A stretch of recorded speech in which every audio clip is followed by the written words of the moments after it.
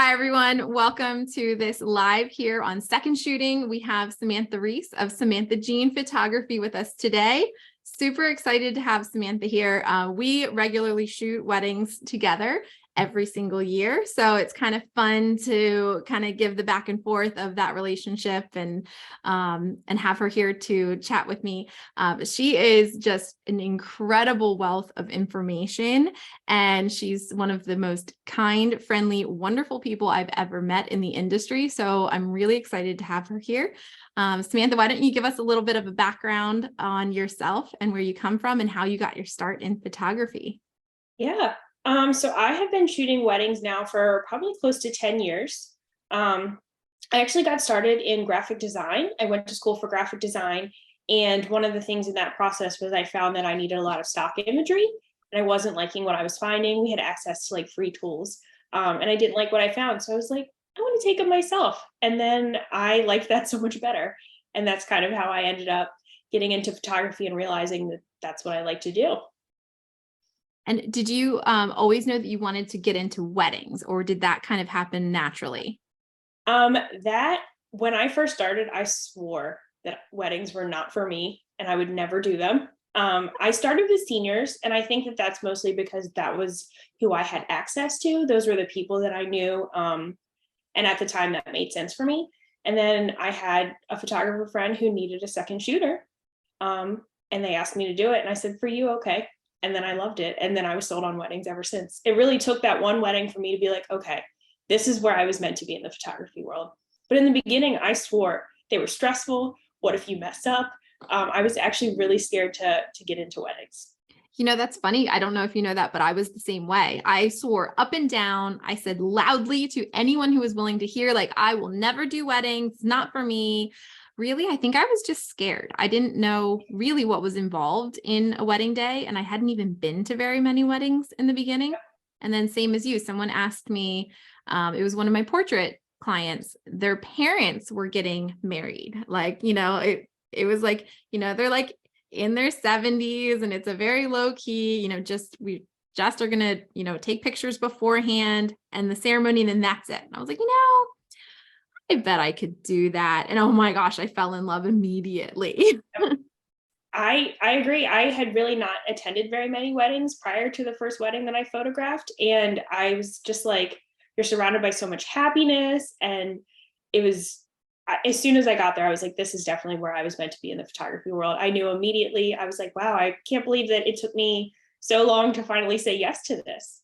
Yeah. Yeah. I was a therapist for individuals with autism before I was a wedding photographer, and I was kind of forced out of my job, which I loved very much. And I always said, if I didn't do this, I want to be around people who are just like so happy. As much as I loved helping people, of course, it was hard on the daily, to hear all of the hard stories and help people through these hard times. So being forced out of that, now I'm on people's there with them on their best day ever. And it's really incredible. So, Yeah, it's but definitely one of the best parts of this job is being able to be a part of so many wonderful moments. absolutely. It's not all sunshine and rainbows though on wedding days, just so That's true. everybody knows. I just want to make that one little caveat there. We talk a lot about all the most amazing things that happen on the day, but you do have to deal with some pretty tough situations on wedding days too. But that's not what we're here to talk about necessarily. That's a whole other topic. It really is. We're here to talk about the role of the second shooter and the relationship between the lead and the second. So, what better way to kind of kick it off than to talk through maybe some perspective taking? Because I think that's something that I know I didn't think through much at all in the beginning. You just kind of like, well, I want to get into weddings. So everyone says I should second shoot. So let me second shoot to get some experience and work on my portfolio. And so that's kind of like, okay, well, let me just do that. So let's hear from Samantha a little bit about the idea of, what's the perspective of the second or the lead shooter in this situation? How does the lead shooter perceive the second shooter at this point, Right. So for me, whoever I'm bringing on as a second shooter, I need them to be able to be my equal, because I know we were talking about it earlier. The most relevant example that I can give of this is like, if God forbid I get sick or something happens to me right before a wedding day and I'm not able to fulfill my duties, I need to know that whoever is going to be taking my place can get the job done the exact same way that I can, which is where my second shooter comes in. Because the general hierarchy on a wedding day, if I am incapacitated for whatever reason, is that my second shooter is going to step up into that primary role. So even though 99% of the time you're going to stay in a secondary role, you need to have the ability to step up into a lead position if something crazy happens. So I think that making sure that you have a second shooter who is of like kind quality as you is really, really important, which is why I think some people struggle with that mentality of, oh, I'm ready to second shoot weddings, let's get into it. It's second shooting comes with a lot of other challenges that it's not a learning experience. It's not the time that you should be learning how to use your equipment or pose or practice in different lighting scenarios. Those are all things that you can practice prior to becoming a second shooter.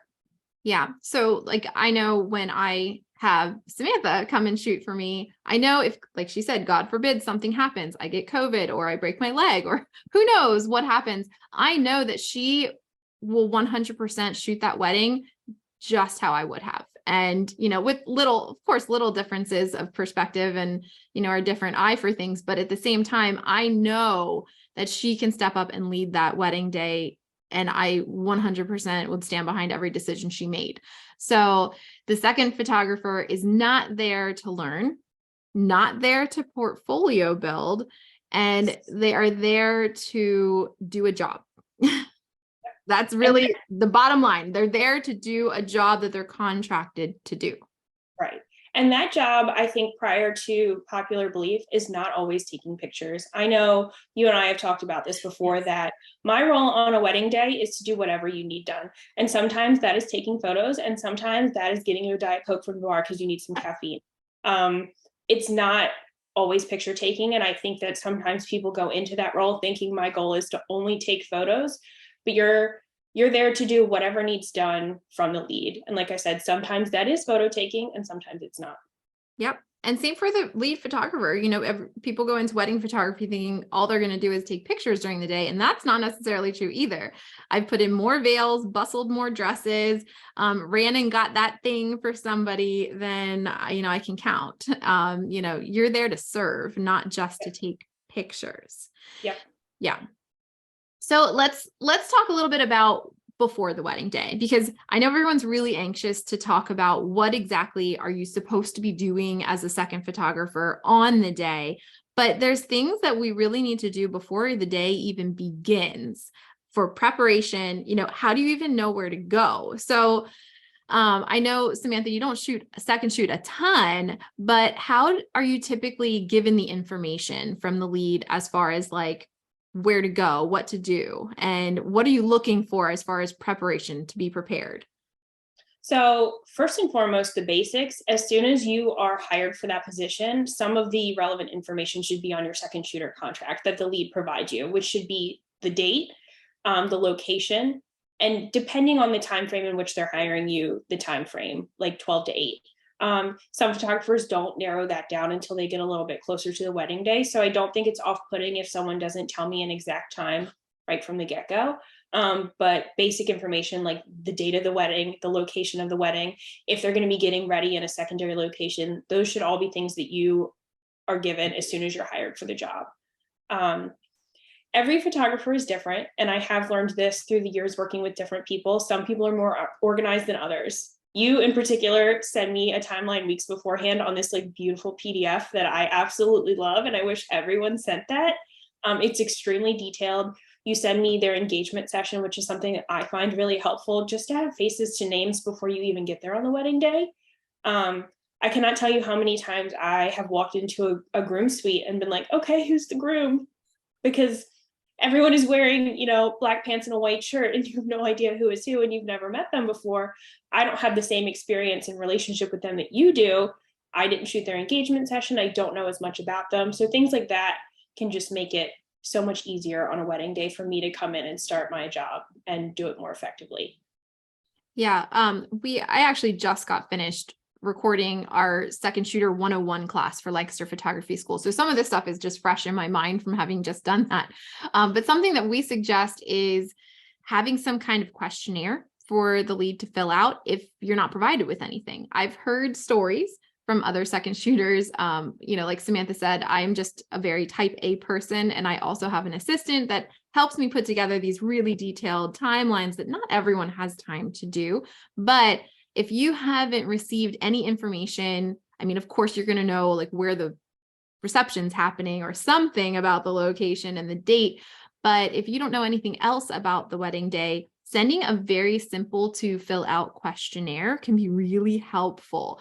The lead doesn't always have a ton of time. And if you're getting to like 2 weeks before the wedding and you still haven't gotten any information, that lead is probably really, really busy and maybe struggling a little bit, maybe scrambling a little bit. So the easier you can make it for the lead to fill out that form, the better. So, we use HoneyBook so that, you can just create a template questionnaire in HoneyBook for the lead to just fill out, or like drop down menu, answer questions so that where to go, where to find the lead, how should you contact them?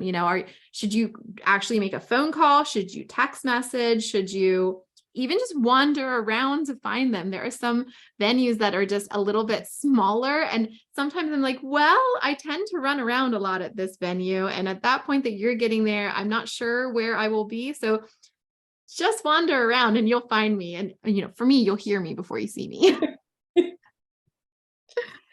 No, I think a questionnaire for the lead is fantastic and would take a load off of their plate if they are really busy.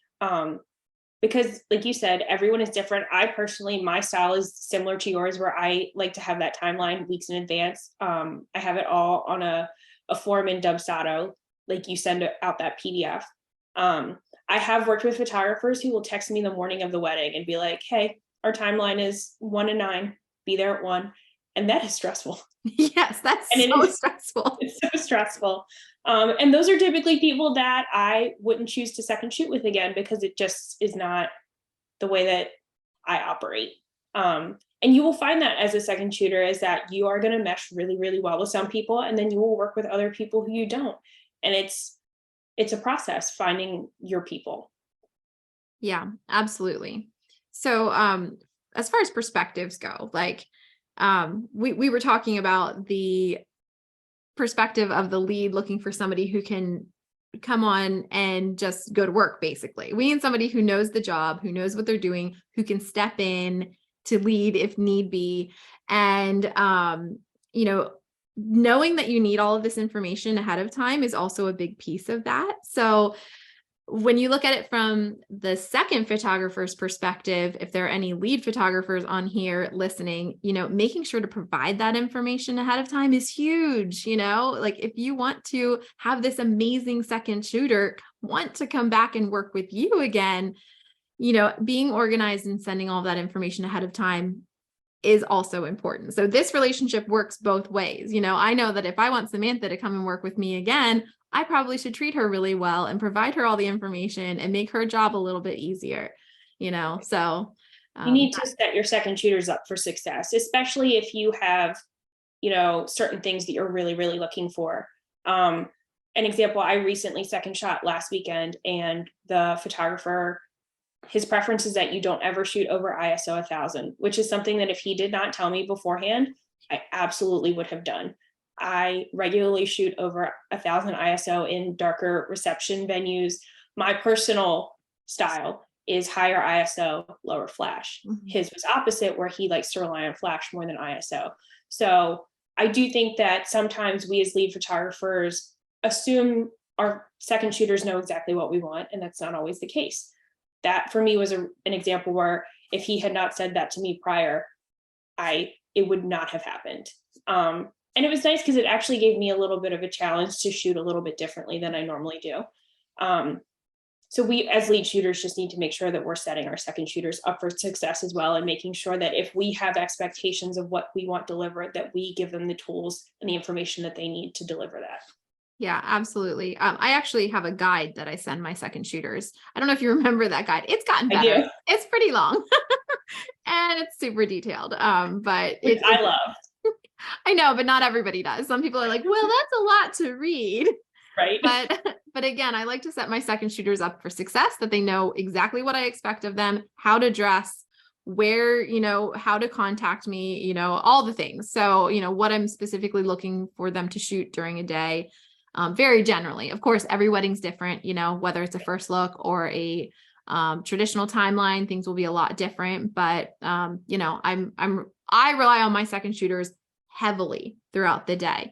Now, it wasn't always like that when I was first starting out, and I wasn't, including a second shooter as part of my, initial package, because I didn't know anyone to ask to second shoot. I was new, and I wasn't very well connected in the community. I didn't go to meetups. I didn't really do anything in the very, very beginning. I'm like, well, I have a camera, and, I think I'm going to do this wedding photography thing. I think I'm going to do it. I love it. I'm going to do it.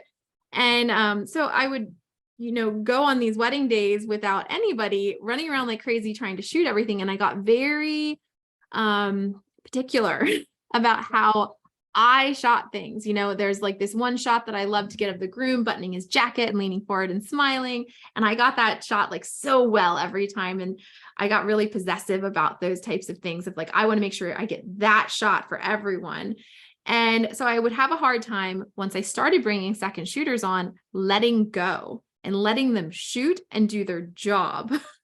And this is kind of that mentality of, when you're looking to start second shooting for people, you might run into more of these types of situations where the lead photographer might still be really possessive about how things are done, and might run around like crazy trying to shoot everything. And you're just kind of carrying bags and only shooting things that she absolutely can't get. Like on the first look, I can't get both reactions at the same time. Down the aisle, I can't get both reactions at the same time. Oh, I tried. Oh, I tried in the beginning. But at this point, I realized that, well, I just need to hire second shooters that have the same level of experience and shoot the same as I do. And then I can just let it go and trust them to shoot. So now I do. I have huge chunks of the day that I trust the second shooter to do. Even when it comes to the groomsmen shots, or, the other side of the wedding party from what I'm doing, even if I'm available, I will still have the second shooter just do that, because she's been with them all day, and, she was there with them getting ready, and why not? And I can take a break then. It's really nice. Yeah. And I'm paying you, so I would want you to do some work. Yeah. No, I think that one of the things that I have struggled with, and I'm trying really hard to work on this year, is letting go of control. Because I, for a long time, was like, I'm including a second shooter because it's industry standard and clients expect it, not because I want it. And now I definitely am working towards like, this is great. Like, we're a team. We can both do things. I can let go of some of this control. But if you are second shooting for someone and they are trying to do all the things, it is absolutely not personal. Mm-hmm. And a lot of times, I think even we do this as well. If I know that you grabbed, some reception details, I'll grab a couple as well. And it doesn't have anything to do with the fact that I think that you didn't do a great job in grabbing those details. I think we just get into wedding mode and we have a list in our head, a mental checklist of these are all the things that we need to take pictures of. And I would rather have doubles than assume that you have taken these photos and then you haven't, and then I didn't do it because I thought you did it, and then we don't have them. Yeah. Yeah. I know there's lots of people who will have a different perspective or thoughts on this, but I personally feel like there's no such thing as overshooting. Might as well have more than not enough. I would rather have way too many to pick from than not enough. So again, just my perspective, my thoughts on that. But ask the lead, when you're working with them, would you prefer me to just shoot, or do you want me to make sure I keep it to this one card too? Right. Yes. And that, I think, is a really important thing with whoever you're second shooting, is just ask what their preferences are, because everyone is different. I've worked with people who are like, the more pictures you take, the better. And I have worked with people who are like, if you fill a 64 gig card, I'm going to be mad at you. I used to kind of feel that way. Yeah, because it is more work for the lead when they are culling and editing. And there are obvious exceptions. Like if you're just what I affectionately like to call spraying and praying the entire day, maybe not. I do think there should be a purpose to the photos that you're taking. And then you take as many as you want. The more the merrier. Yeah, I agree with you 100% there. Now, as far as like preparing before the day, the one other thing that I wanted to mention is if you have never second shot before and you're hoping to second shoot, two things that you really need to make sure that you have down with your camera that you don't do every day on a portrait session is know how to sync your time with another photographer. And you need to know how to format a memory card. So that you should know how to do any like before a portrait session. But if you're deleting photos off of your card in some other way other than formatting the card, you only format the card and we don't delete pictures off of the card. Especially when you're shooting on somebody else's card, you just should be respectful enough not to hit delete. You take that one picture and you're like, oh, that was bad.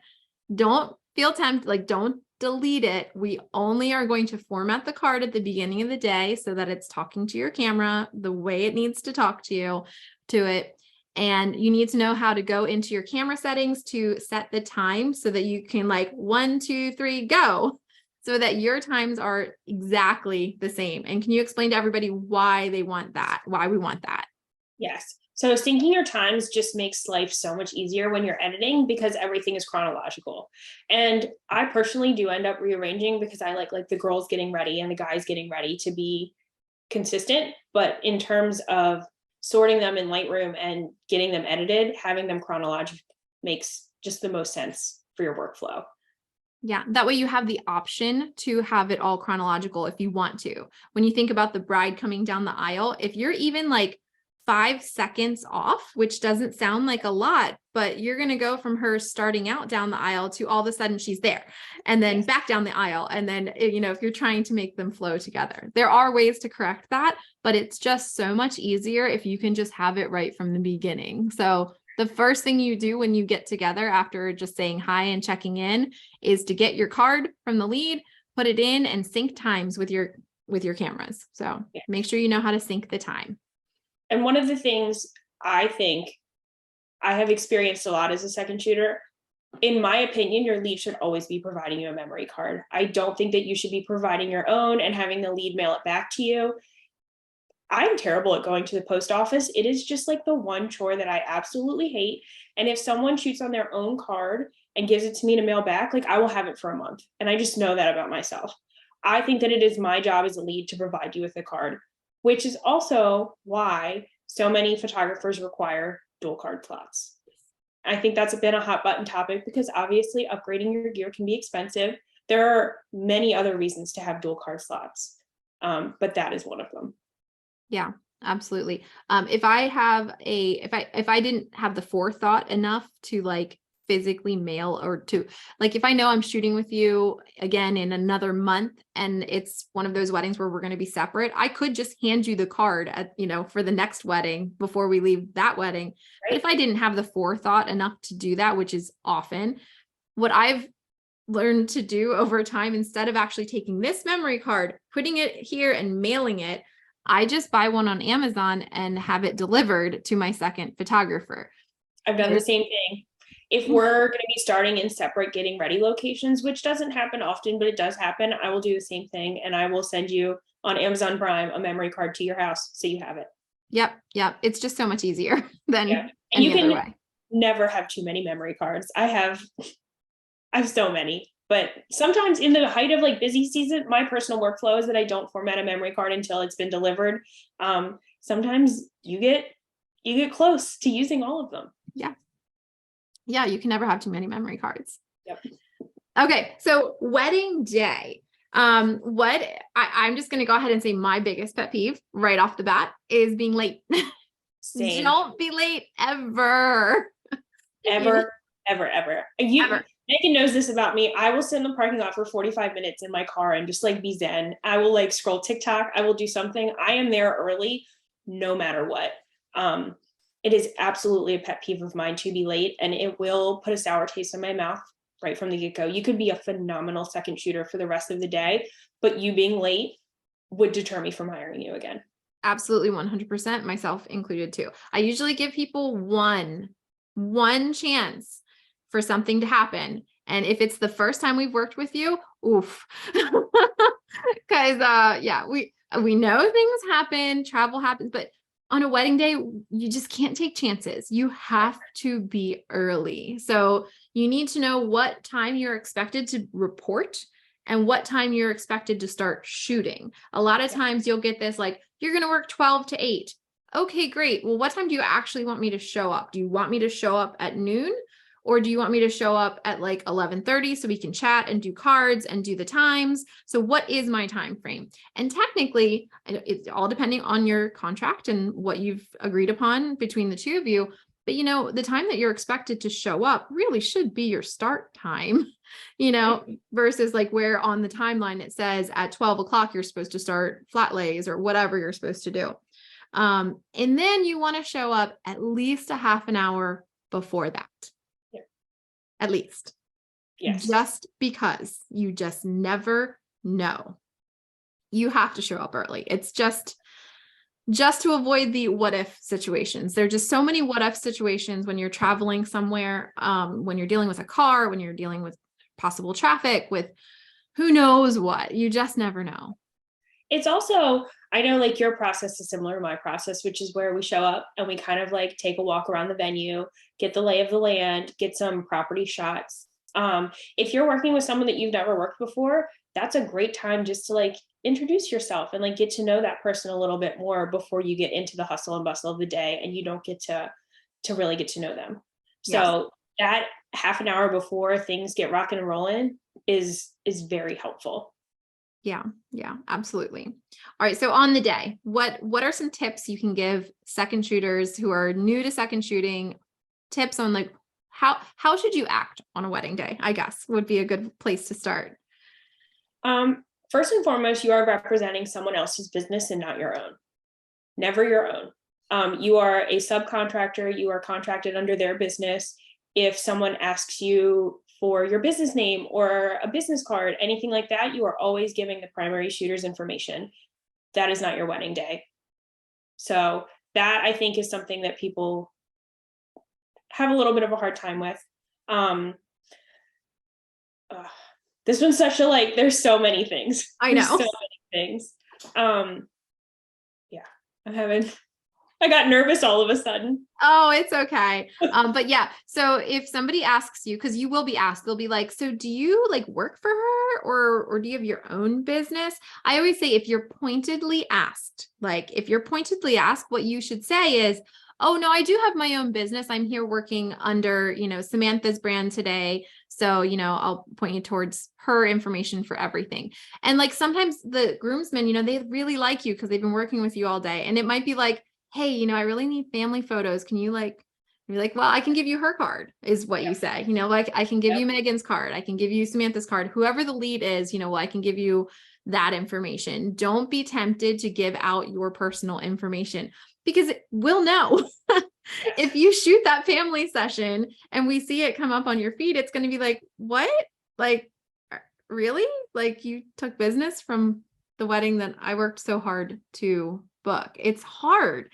It's hard because I know you're trying so hard to get new business, but yeah, you're there as the lead photographer's brand on a wedding day, 100% the entire time. One thing that I always like to mention too is to be encouraging of the lead photographer. It's a stressful day. It's incredibly stressful. No wedding day goes perfectly ever. Well, I mean, occasionally, but like it really rarely happens. There's always something where there's this moment of stress, imagine something crazy, like maybe like the dress breaks, a strap breaks or something like that. And all of a sudden your timeline's behind like 20, 30, an hour, that is has a huge impact on your day and your ability to serve your clients. And it can get stressful. Yes. As the second, at least for me, what I need you to do is I need you to say, Megan, you've got this. You've done this a million times before. Everybody, it's going to be fine. You can do this. I need that person that's going to be there to encourage me and to let me know that, they've got my back and that they know I can do it. I need that cheerleader on the side. And that can be a weird thing to do sometimes, but sometimes, we just need that like encouragement of, yes, we've got this. I think that no matter how many, you could have shot 5 weddings, you could shot 500, and there are going to be times where you're like, you just have a brain fart and you're like, oh my God, what am I doing? Whether it's posing or like, keeping things on schedule, like you said, just having someone in your corner to help keep you on track, making sure you feel confident in the role that you're doing is very, very helpful. Yeah. One of the things that I like to ask my second shooters to do is help keep me on time, because it's like for portraits, I can shoot portraits all day. I love portraits. It's the best time of day at every wedding, and I think most photographers feel that way. I will ask my second shooter, like, hey, give me 5 minutes of a warning when we're supposed to be moving on to something else, so I can wrap it up and make sure that I'm not the reason that we're getting behind on time. Yeah, I think when it comes to second shooting, like we said, there are so many support roles that you can do as a second shooter that don't have anything to do with your camera. Things like keeping people on time, helping with the family formal list. It is the most stressful time of day for every photographer. And if your primary photographer doesn't have an assistant, because not everyone does, I think that as a second shooter, that's where you should really be stepping up and help wrangle family members, telling them that they're on deck. I love to tell people, like, you're next, so be prepared. And it just gets this everything done faster. And just the more that we can get done in the time frame that we need to get it done, the less stressful it's going to be for everybody involved. Yeah, absolutely. So being supportive, but also let the lead lead. So you never want to take over anything. So if I'm up there giving my like really animated posing directions and I'm like, I've got the crowd, I've got the wedding party like all riled up and everything. And then all of a sudden the second shooter's over here starting to like say something. It's like, wait, what? Like, you want to let the lead do their thing and you're there to kind of shoot around. And this will also depend on the photographer that you're working with. So, like I have a really easy time getting everybody energized and doing that whole thing. But, it depends on the second shooter. Like if I have Samantha with me, she's right there kind of saying it with me and like adding to the energy. So there's a way that you can add to the energy. And then also you could accidentally pull the attention away from the lead and onto you. And that's what you want to avoid doing. You can add to it and help, but you don't want to like step in front of the lead, or like, heaven forbid the lead does something, quote, wrong or, whatever. You never want to be like, oh, no. Right. Oh, absolutely not. And you also don't want people to be paying attention to you as the second shooter and not the lead. I know one of the things that I almost always do, especially for wedding party photos, because for me personally as a second shooter, typically what I'm taking during like the full wedding party is candids, and I'll get pairings of like bridesmaids, groomsmen when they're walking and like getting those closer up tight candid shots. I don't ever want them to be looking at me. And I will say, like, guys, Megan is the star of the show. You are always looking at her, never look at me. Because when you have 2 photographers, 2 videographers, you have 4 cameras in your face, you're like, where do I look? So I personally make it a goal to make sure the wedding party knows that, like, I am not the one that you should be looking at. You should always be looking at Megan. I always really appreciate when a second photographer just says that, like, and actually like says, all right, guys, I'm going to be shooting too, but like, make sure you're only looking at Megan's camera. It's just helpful. I always say Megan is the star of the show. You look at her.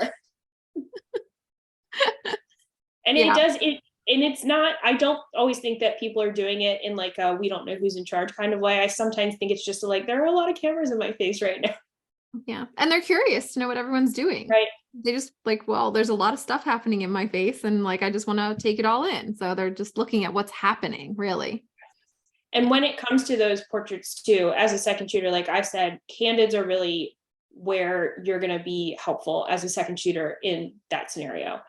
With a long lens, I know a lot of it comes back to gear, and I am very adamant that gear does not make the photographer, but gear does play a part. And for instance, if you're shooting wedding party photos, I'm not going to be on a 35mm lens because I'm going to be absolutely in your way the entire time. Typically, I'm shooting on my 70-200 or an 85 when you're doing those portraits, so I can still get the shots and not be in your way. That's really, really crucial, to not be in the way. And it's hard sometimes if you're shooting and you're in the zone. I absolutely have stepped in front of someone else's lens before, just not realizing. But it's very, very crucial to make sure that you're trying to be cognizant of where your lead shooter is, so you're not in their way. Yes, absolutely. Thank you for making all those points. Let's get into etiquette. So Okay. we're, it's still stuff that's on the day. So, I made a list so I wouldn't forget anything, because I think that this is a really important topic that doesn't get talked about enough. It's stuff that everyone just kind of assumes you should know, or like should be commonplace, knowledge that, you don't do the X, Y, and Z and you should do X, Y, and Z. But honestly, I think we need to talk about it, because I've heard so many stories of these examples I'm going to give you, and Samantha's hopefully going to back me up on. My first one is no sitting in front of guests. Yes. Obviously, you're going to sit down to eat your dinner, and you might need to sit down. Sometimes we're there for 10, 12 hours. Like, I would not expect somebody to spend 12 hours on their feet all the time, but we don't ever sit in front of guests or the clients. So they know you're tired. The clients it would almost be more okay to sit in front of the clients than it would be in front of the guests, because the clients know how long your day is and they see how hard you're working. But the guests, they all think that you arrived at the ceremony time, because that's in their mind when everything starts, and that's when it starts for them. So in their perception, they don't realize that you've already been there for sometimes 5 hours, if not longer, and you're exhausted. So sometimes I've seen photographers maybe try to sit down at the ceremony site for a few minutes as guests are arriving. And that's a huge no-no, because that is their first experience with you. And you don't want to be sitting down. You look lazy. There's no nicer way to say that. You look lazy when you sit down in front of guests. So if you need to sit down, number one, tell the lead that you need to, and then we'll find you a nice spot out of the view of everyone to go take a quick break and have a snack. Also, don't eat in front of guests unless it's at dinner time. So, it's okay to, to the side, pull something out of your bag, as long as nobody can see you do it.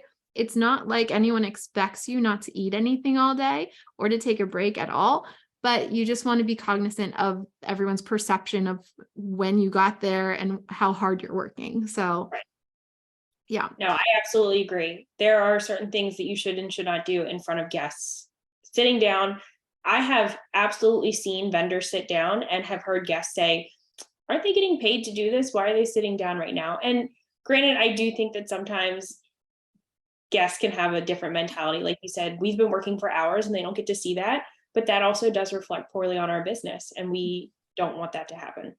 I've heard venue owners actually complain about other photographers who like got a piece of cake and went over and sat at the guest tables and just sat there and ate their cake. It doesn't, when you say it out loud, it doesn't sound like that big of a deal. Of course, like, they're going to get their food. We're allowed to have a piece of cake too and sit down to eat it. But it's just the way that it's perceived by other people. It's just, it's not something that you should do. You're there to serve and not to be served on a wedding day. And most venues have adequate space for you to do that out of eyesight. Some of the venues that you and I have worked with together, like the barn at Stony Brook, has that whole loft upstairs for us to be in. And I love it there because you can overlook and still see what's happening. I know for me, when I will sometimes go without sitting, eating, or drinking because I can't do it out of eyesight, if I can't still have like a little bit of an eye on what's happening. And I love the barn at Stony Brook because you can still see everything that's happening, see if you're needed, see if anything exciting happens while still being able to take that break. Yeah, and we had Chris Marks from Marks Event Group on to talk about the DJ's perspective, and he brought up that he would prefer if one of us stayed out in view all the time, just so like he doesn't have to run back to the back to find one of us to let us know. And that was something I really had to think about, because a lot of times we take a break together. If we're at a venue where we are told we're supposed to go down below to eat at a table that's downstairs or something like that, and then we're just like, okay, and we put down our stuff and go take a break together.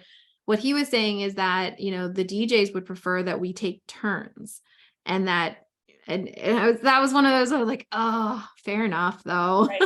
I can definitely see their perspective on that, but it is nice to, as people working together, to sit down and not only take a break, but also be like, okay, how is it going? Like, do you feel, like just to pal around with each other and see if there's anything that you want me to be shooting differently or anything you want to make sure that I capture, just for us to have like a moment to discuss how the day is going is helpful as well. I agree. And I'm not sure that I would always do that. Maybe like have it sometime, just not like a huge chunk of time where we're both, I agree. I think it's important for us to touch base, and not just on a professional level. I think it's important that, you ask questions about the lead's like life. Show Yeah. some interest in their life and how things are going. The second it starts feeling like an interview, that they're like trying to like pull information, again, this is not a learning role, it's a job. And the more you can show interest in our actual lives and that you care about us as human beings is really helpful too. Yeah. I know the first thing we do when we sit down is I always ask how your kids are doing. I still am blown away that you have like an adult child. I just like, that does not compute my brain. You don't look old enough for that in the slightest. Thank you. He turns 19 tomorrow. That is insane. That's crazy. But I always love hearing about your kids. And like, yeah, dinner is a really great time for us to be able to sit down and get to know each other and like have more personal moments, which I also think will lead to additional second shooter roles in the future.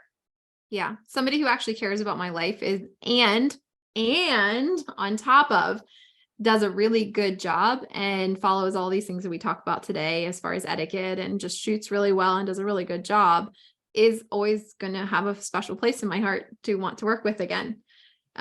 While you're at dinner is another good time to do the phone scrolling that you feel like you need to do. That's another big etiquette thing. In this day and age, we're going to need to do stuff on our phone. I have the timeline physically printed out, but sometimes I need to check it on my phone.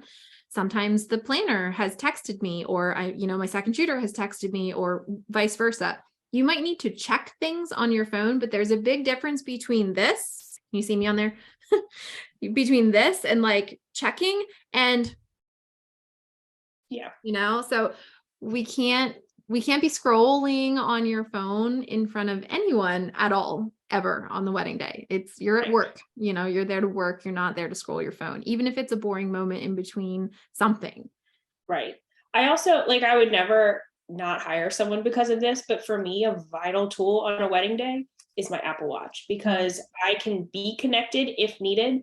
My husband actually got me this because I was at a wedding and he knew, if you text me for the next 8 hours, I'm probably not going to answer. I am in the moment. I don't like having my phone on me on wedding days. A lot of times the attire that I'm wearing doesn't have pockets.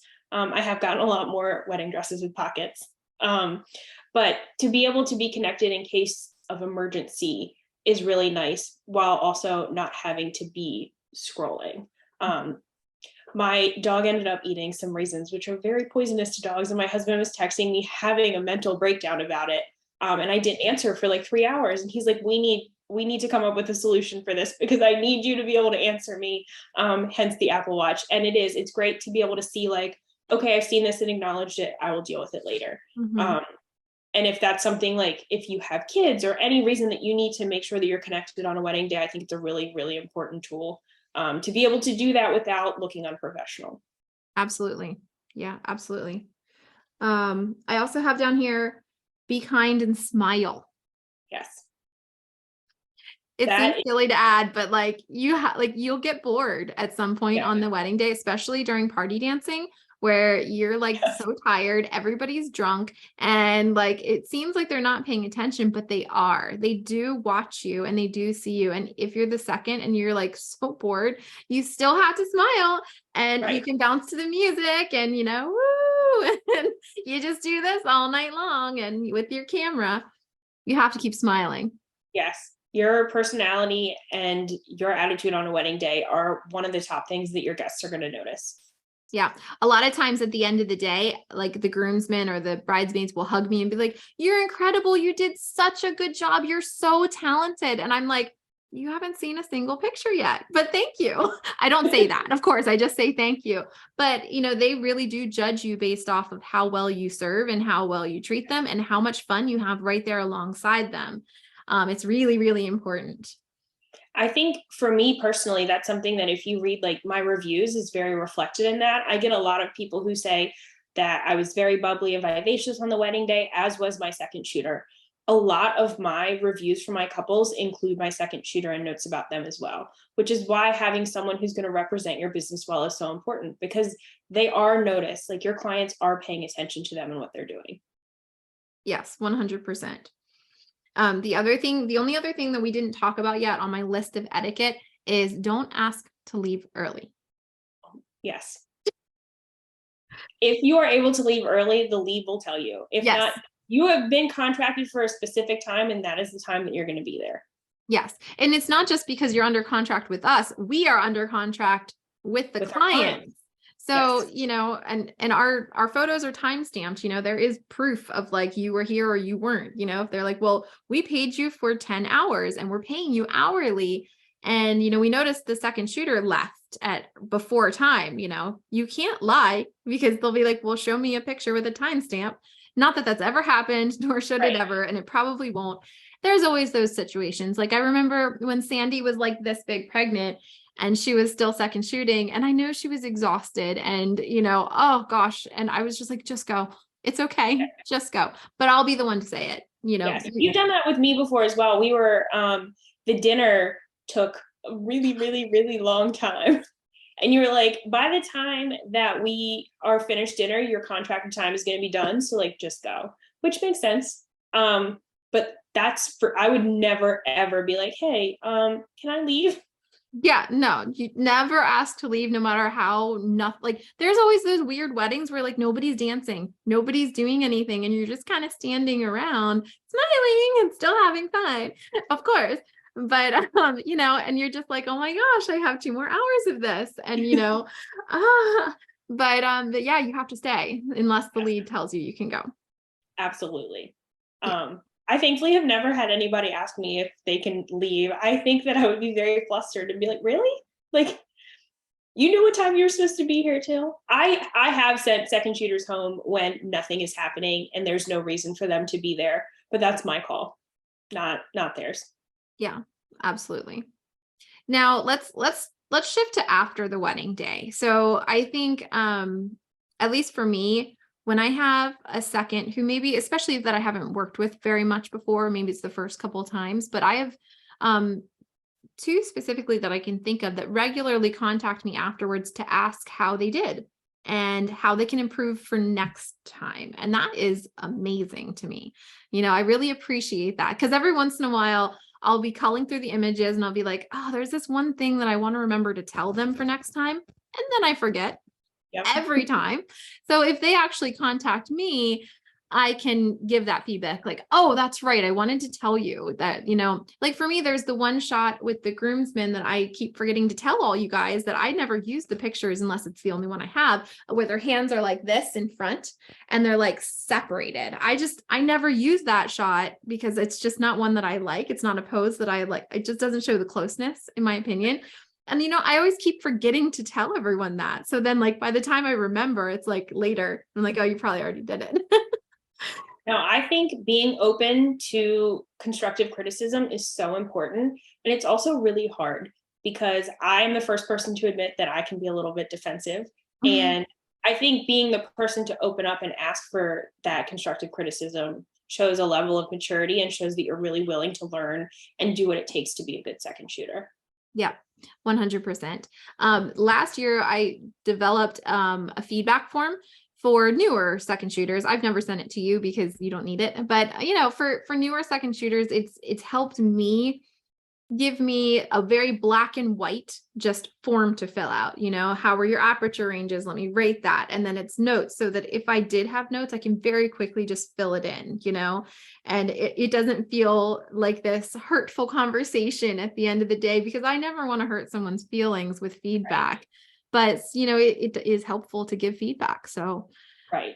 I know one of the things that really bothers me, and I have had conversations with second shooters about, is chopping off limbs. Unless it's like a specific artful shot of like a groom straightening his tie, if you've chopped off an elbow, it will chap my butt.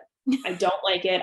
If I want to crop to make it more artistic, I can do that. I cannot crop out. So that's something that I now go over with like anybody before the day. But there are, there's always going to be certain things stylistically that like you prefer over others. And I think having a feedback form is a really great way to be like, oh, I forgot to tell you this on the day of, but like in the future, like shoot a little bit farther back next time. Yeah. Yeah. Thank you for bringing up the limbs thing, because I did one time work with a second shooter who cut off the feet of the groomsmen in every single shot. There was not a single photo of their feet. And it drove me crazy. I would And I cry. felt I'd be so so bad. sad. I felt so bad for the couple that I didn't have any of like just the groomsmen lined up with their feet. Yeah. And once you've just cut off like just the feet, it's a really awkward crop at that Yes. point to like bring it in enough that it looks okay. And it was just a very unfortunate situation. Yeah. So, And I do don't think cut feet off. like compositionally speaking, I think posing a couple can be very different than posing family groupings, a wedding party and stuff. And those are things that you're going to learn on a wedding day. But they're really important to know. Because I know there's so much talk of like, what can we do to prepare for a wedding day? Just knowing how to use your equipment and composition, those are all things that you should know prior. I think it should be common knowledge that if you're taking a group photo, full body, everybody in focus, feet, everything, then maybe a half crop, maybe a vertical as well. Yeah. That's stuff that you should know prior. Yeah. And typically, like when you're doing the full wedding party shot, the lead is always the one in front of everybody, taking that full on, everybody's in frame, feet and all. And the second is not necessarily taking that shot. We need something that's creative and different than what the lead is taking. So the same shot from the side is a totally unusable image because it's everybody not looking at the camera because they're looking at the lead's camera. And that's just really important to add value and just not to take photos that we don't need at all. Yes. You should always be shooting something different than what the lead is shooting, because 99% of the time, if we're shooting the same thing, you're going to use your own images because you've taken them, you know how to edit them more consistently than you do your second shooters. And it's just, you're going to use your own. Yeah. If we're taking the same things next to each other all day, that's no added value to your client. That's no added value to you as a lead shooter. It's just not helpful. Yeah. Let's talk about posting for a second, because I just looked at the time and we have been talking for a long time. And I want to make sure to quickly get to these questions too. But talk to me about posting the images from the wedding day as far as the second shooter goes.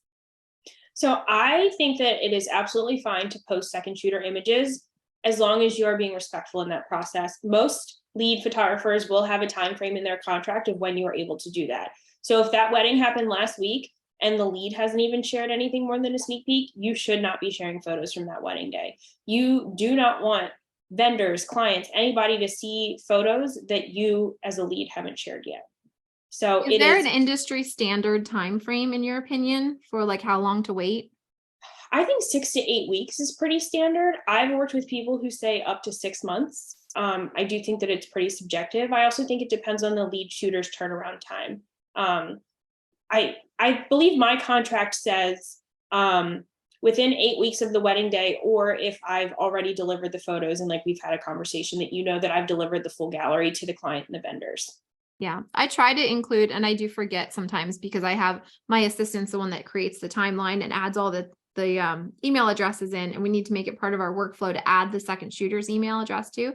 But I try to remember to send the full gallery to the second shooter too. And that's kind of like the signal, like, all right, right, you're good to go. You're good to go. But I also take behind the scenes usually of my second shooters too. And that's also in there. So yeah, I like to make sure to deliver that to the second shooters too. But that's also, I'm so glad that you said that. One of the things that I try really, really hard to do as a second shooter is to grab as many behind the scenes photos of you working as possible, because they're so helpful. And it's double helpful if you can do it when the lead is not aware that you're doing it. Yes. And I love you for it. I love when you do that. Yeah. If I see someone's taking my picture, I immediately am like, ooh, but if I don't see, then it's much more natural. And it's pictures of me like in the process of doing what I do. And they're so helpful for a lead shooter to brand themselves with. It's absolutely. Just keep in mind when you're taking the shot from behind or from wherever of taking the lead, taking the picture, try to include what they're taking a picture of so that there's some like perspective of like what's happening here. Sure, one picture from the side of you like leaning in with the camera is okay, but like you need to see what the person's taking a picture of in the picture of someone taking the picture. So just Right. a little side note there. But yeah, those, if I go through a gallery and see that my second shooter has a bunch of behind the scenes for me, I'm like, thank you. I appreciate you so much. Yep, that definitely adds value for us, and we really appreciate that. Back on etiquette, the other thing is absolutely never, ever, ever tag your lead shooter's clients, ever. Thank you for They are saying not that. your clients. You should, and I will regularly have people follow me because I know you and I have talked about this. When I post my vendor list for a wedding day, I typically include my second shooter. I think that they were a pivotal part of the day. They added value to your experience with those clients, and I like them to have credit where credit's due. And a lot of times when I do that, my clients will follow my second shooter. That still does not give you permission to tag them in the photos when you share them. Agreed, 100%. I don't include the second shooter in my list, but usually in my sneak peek or in the blog announcement, when I'll list the normal list, the copy paste, and then at the bottom, I'll make a huge shout out to my second shooter. Thank you so much, Samantha Jean Photography, for being the most amazing second shooter ever. Couldn't have done it without you. I'll make some kind of announcement, to give my second shooter a huge credit. And same, a lot of times the couple will start following the second shooter then too. Again, like Samantha said, that does not give you permission to tag the clients in your posts. That is awkward, and it's just not okay. So, yeah. And I feel like for the most part, it goes the same with vendors. This one has been a little bit challenging for me because as someone who has second shot a good bit, and I do utilize those images, I have had vendors comment and be like, hey, I did the florals for that wedding. Why didn't you tag me? And that's a double-edged sword because I would love to tag you. I think that you absolutely deserve credit for your work. It's not my place to do so. And typically my response to that is, your work was beautiful. I'm so glad that I got to photograph it and showcase it. Please contact Megan for the full gallery, which I also know that you are very, very good at sending full vendor galleries. So I don't think that's something that's ever happened with a wedding that I've done with you, because I know that you work really hard to make sure that all of those vendors do get images to showcase their work. But typically speaking, it is also not okay to tag vendors. Yeah. Let's quickly go down the list that people had in the chat about this, because I just want to make sure everyone's questions are addressed. Brittany wanted to know, and I feel bad, she just left, but Brittany, you'll get to watch it later. Sorry. Brittany had 5 really awesome questions. She said, do you recommend the seconds have a contract for themselves? I don't. I think that is the lead photographer's responsibility. And I think as the person doing the hiring, they're going to be the one that sets the parameters for the day. I don't think that is the second shooter's place to do that. I think if a second shooter presented me with a contract, I'd probably be a little off put. Yeah, I actually have changed I used to feel like the second shooter should have the contract just because it's their business. Like they're basically booking. The way I like to think about the second shooter role is that for the second shooter, the lead photographer is the client. So they are providing the client, the lead photographer, with images. So that is the product being sold. So the second photographer is being hired by the lead, but they're delivering this product at the end of the day. So it's a very similar relationship to just having a client. You're just not editing them in that way, but it's pretty much the same. So anyway, long story short, I used to kind of feel like the second shooter should have a contract just the same way as the lead photographer would have a contract for the client. But it is work that's under the lead photographer's brand. So bottom line, at the end of the day, contact a lawyer. Yes, absolutely. Number 1 piece of advice, contact a lawyer. Yes, we are not lawyers, so we probably shouldn't answer that question specifically. But yeah, typically the lead photographer is the one that has the contract. I don't know that that's actually the way it really should work, but I'm not a lawyer. So I was going to say, I've never really thought of it from that perspective. That's interesting. I've always been under the impression it's the lead's responsibility.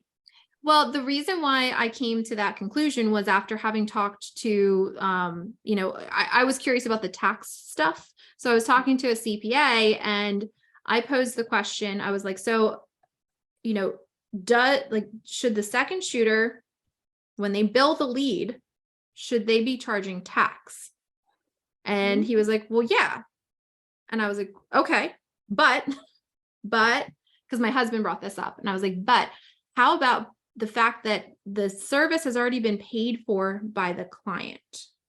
So the client has already paid for the second shooter in that contract. So isn't it kind of like double taxing the same money, basically? Because then I'm going to take money from that contract with the client and pay the second shooter.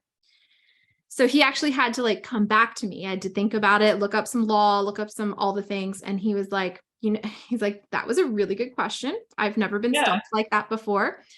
So here's the end of the day answer. The second photographer should be collecting tax from the lead photographer when they bill and paying, because what's actually being sold at the end of the day is the digital files that are delivered. So you are selling a product to the lead photographer as a second. And just the same as we sell the files to the client at the end of the day, and that's the product that we're selling, you're selling products to the lead photographer. So it's the same relationship. Just the only difference is that we're editing the pictures for the second photographer. Now here's the kicker.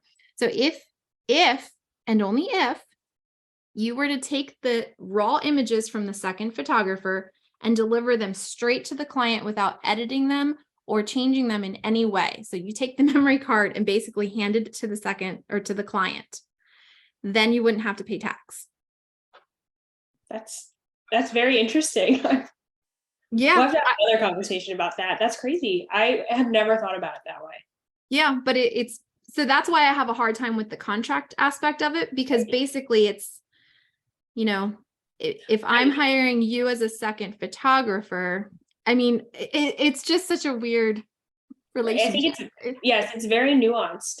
And I also think that industry standards change, and what could be industry standard now in 5 years can be totally different. And that might be something that is going to progress in a different direction than what it is now. Yeah, because it's definitely only like a newer job within the last, how many, 10, 15 years or something like that. Right. Okay, so what is the typical timeline for a wedding day for a second? I don't think we have time to go into that today. We cover that in detail in some of our classes with Lancaster Photography School, and I'd encourage you to take that. We have a specific class on the second shooter role, and we specifically talk through all the different roles that are typically done. Do you recommend hanging out with the second before the shoot day? That's a great question. I think in a perfect world, absolutely. I think in a realistic world, most of us are probably not going to have time to do that. Which is why show up early. You get that half an hour of time to meet and chit chat before the wedding day gets started. Yeah. Anytime you're working with a new second, it's terrifying the first time. Yes.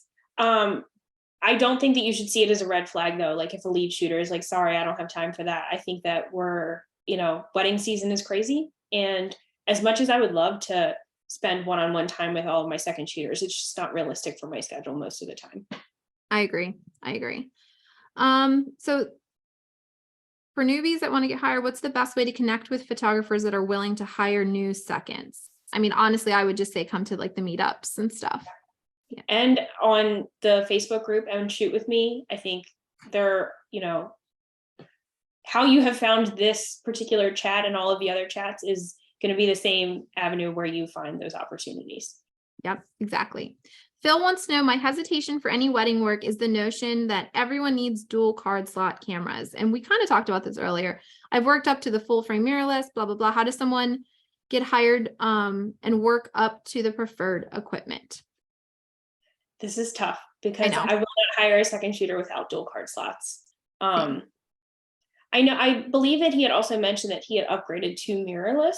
Mm-hmm. I think that if you're going to upgrade to mirrorless, go big or go home. Yeah, bite the bullet and just get the dual camera slot. Yep, just do it. I know with Nikon, it's the Z5 only has one card slot. It took me so long to upgrade to mirrorless because I specifically would not buy the single card slot camera. I stuck with my 750s until the Z6 II came out, specifically for those dual card slots. Yeah, this is just, it's a hard thing to say. And it's just, you have to have dual card slots. That's all. It's a liability is the bottom line at the end of the day. For whether you're second shooting or shooting for yourself, you should have dual camera slots or dual card slots. It is so important when doing business. It is just a liability that I don't think that anybody should take. And it can make or break your business. If you have one wedding and you lose files, you could get sued, your business could shut down. Like there are so many ramifications to it that it's just not worth it. Yeah, it's a tough reality, but in the beginning, what I always say is that, in the beginning, you're not trying to shoot for someone who's 5,000 steps ahead of you in experience. You're looking for somebody who is on the same level of experience and shooting abilities and skill as you are, or maybe one tiny step up, Right. but just one little tiny step up. So if you're at the part, of your business where you're shooting on, a crop sensor camera with one camera card,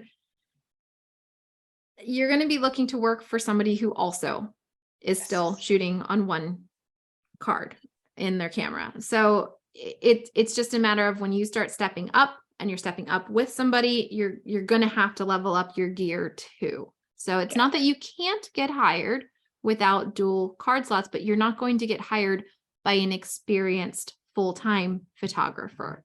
So, and another option, if you are looking for those positions, if it's something that's really important to you, you can rent equipment. Perfect Image in Lancaster is a great place. Before I had a 70 to 200, which is an expensive investment, I used to rent it. And at the time that was more cost effective than me purchasing it. I was also really worried I wasn't going to like it because it's so heavy and I'm a prime girl for the most part. So renting is also an option if you have lead shooters who have specific gear requirements, or if you just know that your gear is not going to cut it. That's, another avenue as well. absolutely. And it's a little bit more, yeah, it's also just more feasible financially sometimes. Yeah, absolutely.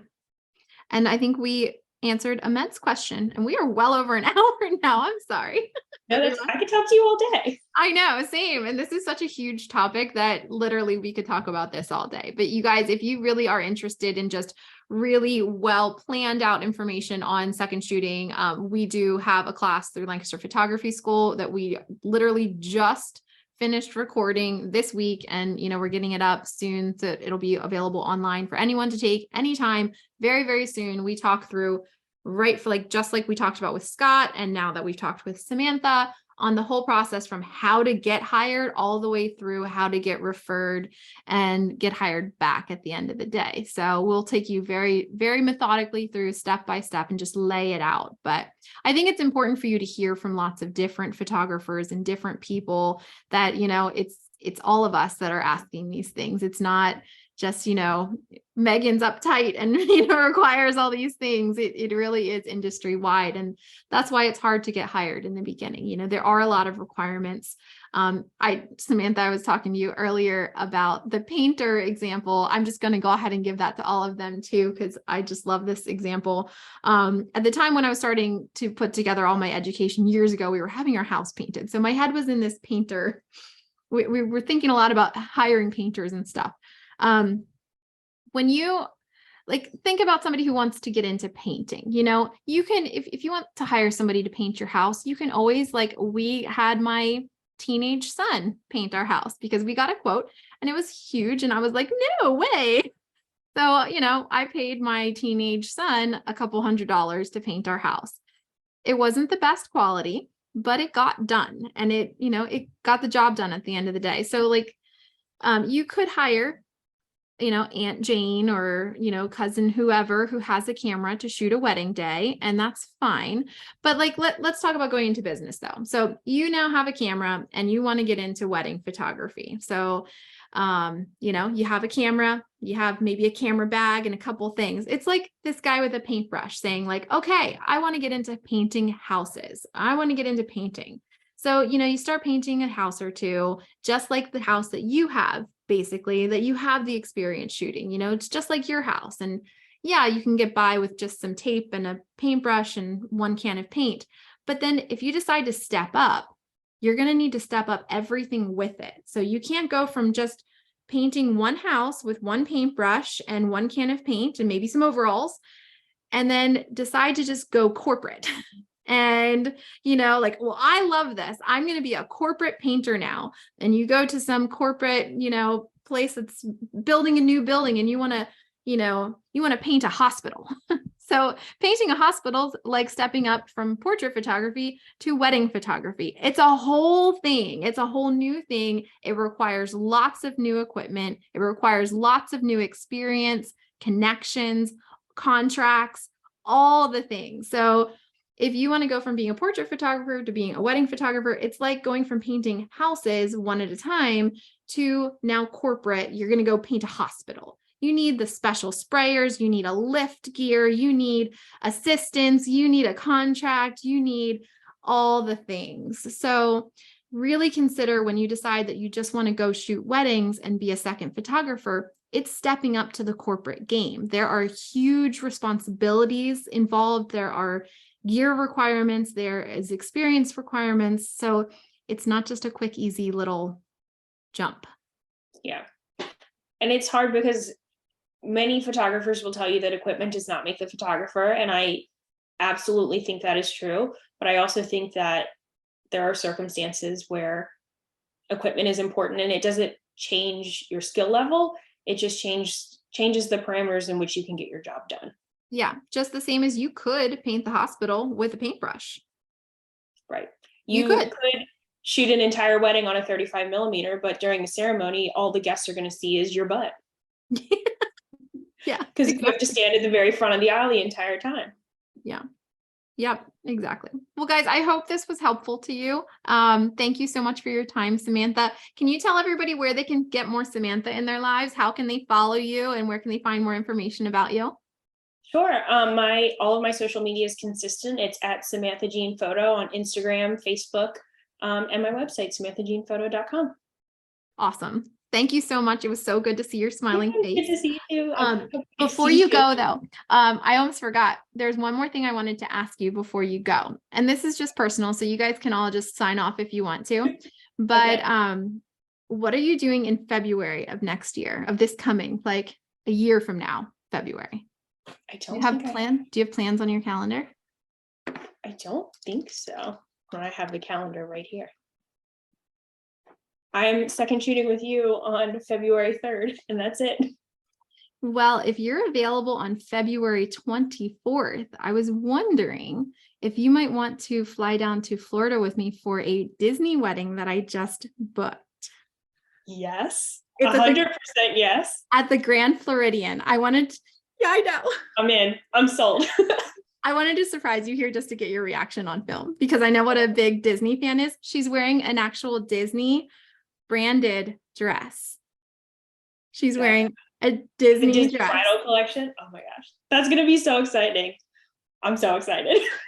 And I think if I had anyone by my side on that wedding, I would want it to be you. So if you're in, once this is official, it's not officially signed yet, but I mean, they're going to, it's just a matter of figuring out all the details at this point before we all sign the contract. So I just wanted to, I'm so excited. I literally have wanted to do a Disney wedding forever. I keep telling all my friends, I'm like, if you guys are getting married, like do it at Disney and I'm coming with you.